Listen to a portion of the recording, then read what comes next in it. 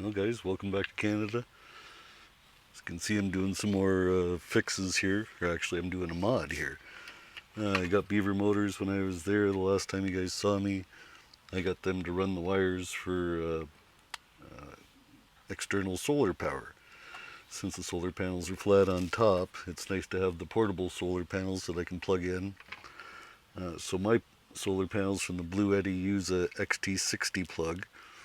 So I bought this on Amazon, and I removed the RCA cables from in here and replaced it with a little plastic reinforcement so I can fit this in there.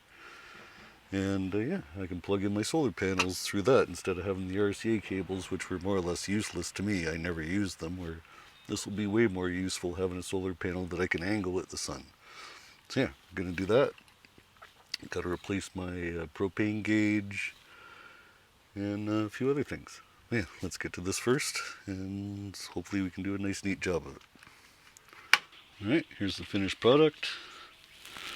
Put the solar in there, put 3 screws in, one under there, waterproof connection with the cap. So anytime I need solar, I can just plug in there, and yeah, I can recharge my house batteries with that. Beautiful. I like it. Better than those stupid RCA cables. There was really no use for those. So yeah, I think that looks like a nice neat job. I like it. Alright, next on the agenda, my propane tank gauge that I lost in Arizona. Propane tanks underneath here, under the skirt on this side. It's fallen off once before and I've replaced it. Apparently your wires are just in ohms. It's like a resistor, so it doesn't matter which one you, like they're not positive and negative or anything, so you can hook it up to any wire. But I lost the connectors. I have one connector on the other side, but I couldn't find a matching one on Amazon, so I just ordered this waterproof connector like that. And I'm going to solder those underneath into this, and hopefully everything works again. It's going to be a pain crawling under there because it's a tight fit, so get at it. Alright, this is going to be a bit of a pain in the butt, so I'll show you the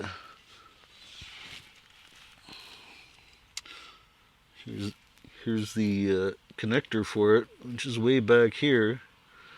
So I have to solder a new connector on that because I couldn't find the same connector. So yeah, I'm going to have to clip those wires on and crawl under there and solder that under there, which is going to be a bit of a pain because there's not a lot of room. Gonna have to get gonna have to get my carpet out or something to lie down on the floor so it's not so rough lying right on the concrete. All right, let it begin. All right, it's another job accomplished. Got this piece off. Got the new piece on. It would have been way too hard to film under there. I'd barely fit. So there is the new plug. Just a little heat shrink around the wires to seal them. And this is a little longer, so it'll be easier to get on and off. So yeah, now I just have to solder these wires onto that, and we can hook it up.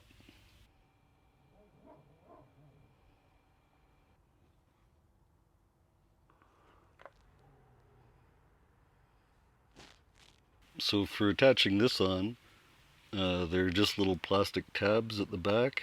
I don't know if that's focusing or not. But yeah, I assume that's what breaks off all the time is these little plastic tabs. They go around this. There are little notches on this nut here.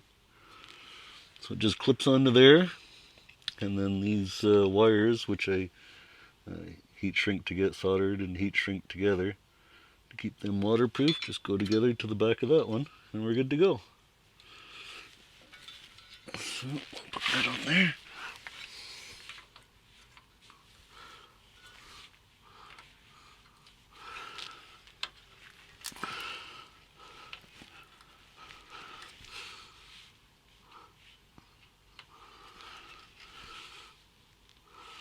I can't tell if that's on all the way or not.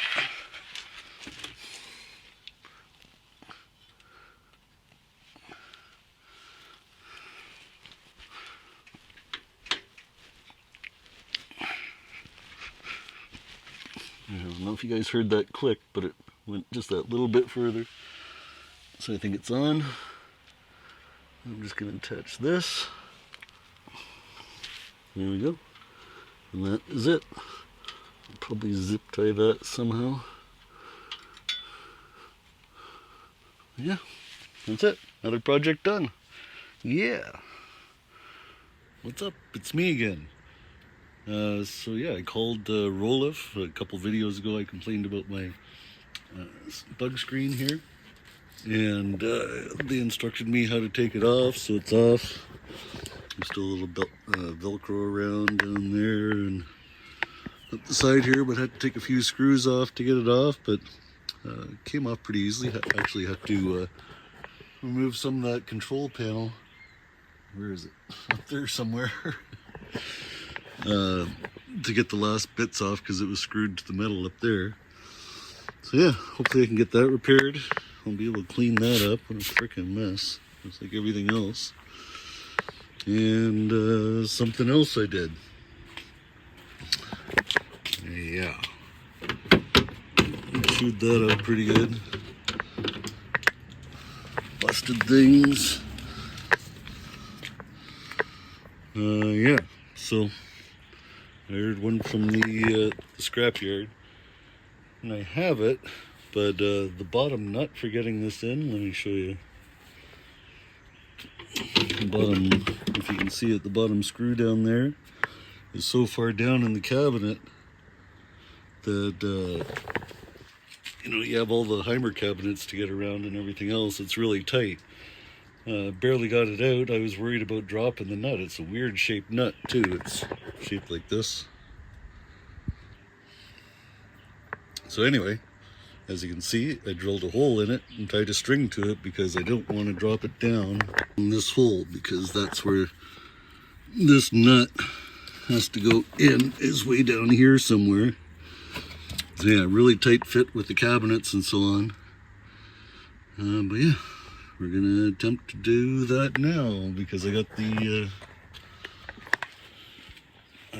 the part right there amongst all my junk.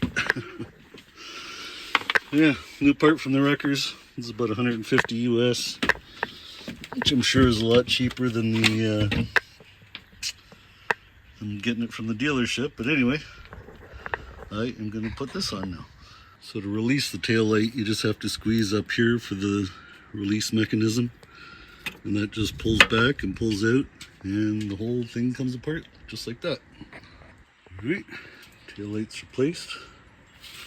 I checked the other side. I didn't know that it was so wobbly, but the other side's just as wobbly.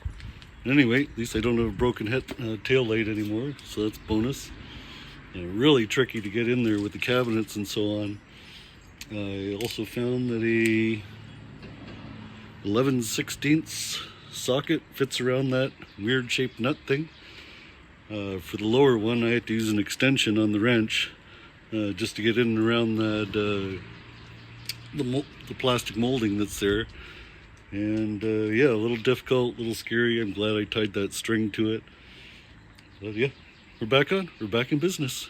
I like it. Alright, another thing I didn't show you guys, when I was in New Mexico, I did that fix on my side skirt here. Out of the way, Fiona. That's Fiona.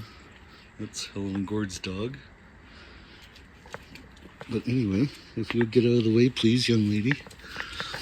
I was able to paint this. Gord's a car painter, and he had some black molding paint for bumpers and molding and so on. So yeah, spray painted that. I left the screws all silver just because the rivets are silver on this, and you can't really see them from when you're standing up here anyway. So yeah, I'm fixing everything. What hasn't broke on this thing yet? Oh, and I got the center cap back on, and spray painted with Plasti Dip. You can still see it around the tire, but that'll just flake off over time as you're driving. It won't stick to the rubber. So yeah, what else?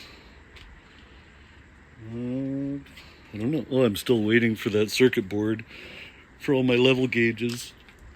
it is on back order, but I found a place in Canada that accepted my money. A couple places have already returned my money saying, oh, we don't have that part, we don't know when we're going to get it, but at least this place just said they're on back order and they should have it within a couple weeks. So I'll have that. Get my roll-off screen fixed. Still have to clean all the dust out of it. Holy cow, that was a dusty year, that's for sure. Yeah, I did the driver's side already. I have to do the passenger side, Uma's side. It's probably extra dirty with the dog fur and so on. But yeah, it's coming along. So I think it's still looking pretty good for owning it for almost 6 years now. So yeah, let's keep on going. Alright, something else I didn't record, but I wanted to show you guys. A lot of people who have Heimers have had their bathroom floor crack. So I had to put, it's because there's nothing underneath. There's just plumbing and a big gap under there and a couple heating vents. So yeah, as you put your weight on the fiberglass floor, it eventually breaks over time. Some people have a lot bigger cracks than I had. But yeah, I pulled off the front. There's a front little piece here that I pulled off. And I put a bunch of expanding spray foam underneath it to sort of reinforce this from underneath so it's not so, doesn't droop as much. And then I used JB Weld Marine Weld. It's white, which is great because obviously you saw the floor is white. And yeah, I think it did a pretty good job. I did it all the way from there to about there, and then I reinforced the center bits because there were little fine cracks in there. But yeah, I just have to sand that down, and I think that looks way better, and the crack is gone, and it's nice and strong as well. Bonus. I'm embarrassed to even show this. Holy cow. If you guys didn't believe how much dust I had in my van, check this out.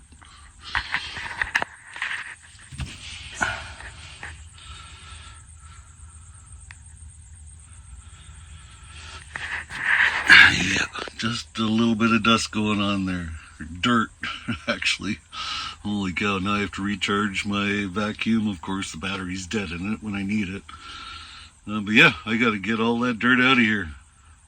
There we go. I think it looks a little bit better, don't you guys? Just a little bit cleaner.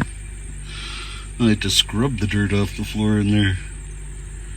Much better.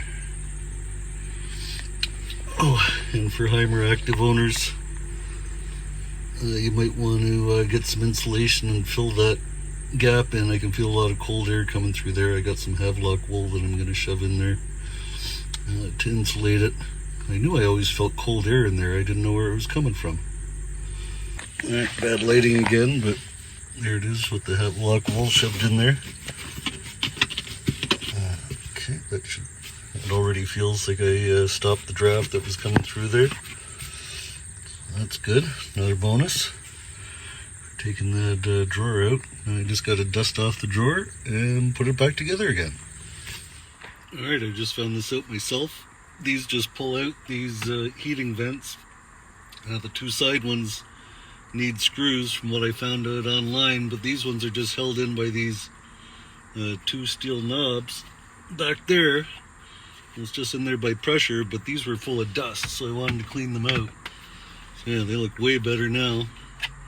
Put them all apart, all cleaned. And just go back in like that. Still have to pull this one out, see if I can show you.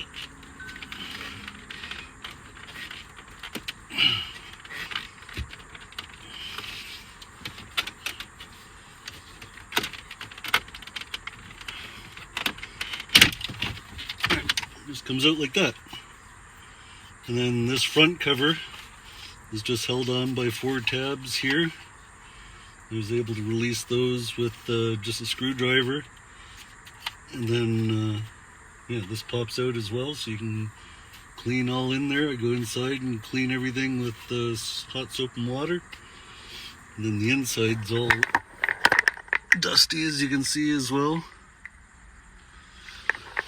So I was just using the Swiffer for that. Trying to pick up as much dust as possible.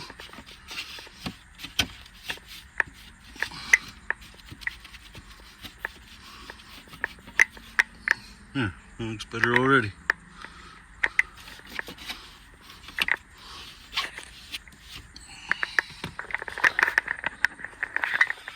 So yeah, I thought that'd be interesting to show you guys how to change the vents on the pull out the vents on the ProMaster.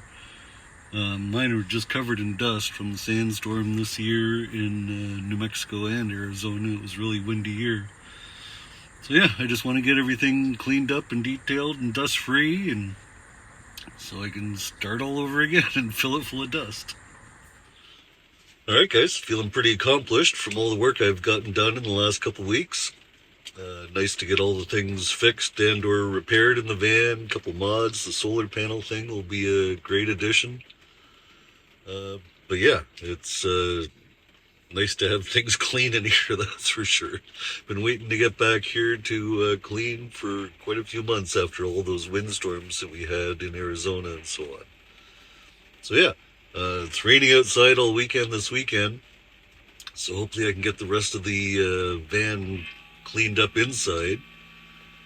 And then all I have to worry about is washing and waxing the outside of it, and I'm ready for this travel season. All I gotta do is figure out what I'm doing with my storage locker, whether it's staying in Ontario for another year, if I'm moving it out west, or if I'm just gonna take some stuff with me. I don't know. Anyhow, stay tuned for the answer for that. We'll see you guys soon. Take care, bye.